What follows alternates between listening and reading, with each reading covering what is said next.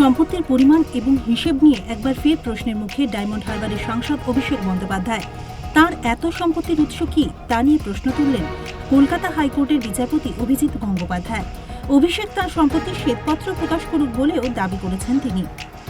সংবাদ মাধ্যম সূত্রে জানা গিয়েছে, অভিষেককে সম্পত্তির খতিয়ান সোশ্যাল মিডিয়ায় পোস্ট করতে অনুরোধ করার সময় বিচারপতি গঙ্গোপাধ্যায় বলেছেন, সাধারণ মানুষ হিসেবে নেতাদের সম্পত্তির উৎস দেখতে চায়।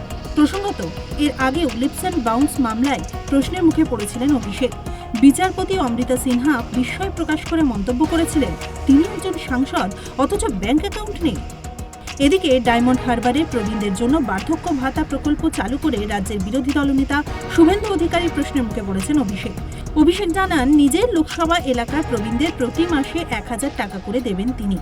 এর যে হিসেব দাঁড়িয়েছে, তাতে সকলকে টাকা দেওয়া হলে মাসিক খরচ দাঁড়াবে ৭,৬১,২০,০০০ টাকা।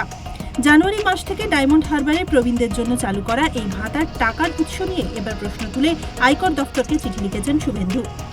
জানা গিয়েছে, একই সঙ্গে শুভেন্দু তৃণমূলের সর্বভারতীয় সাধারণ সম্পাদক অভিষেক বন্দ্যোপাধ্যায়ের বিরুদ্ধে চলা ইডি সিবিআই তদন্তের কথা উল্লেখ করেছেন।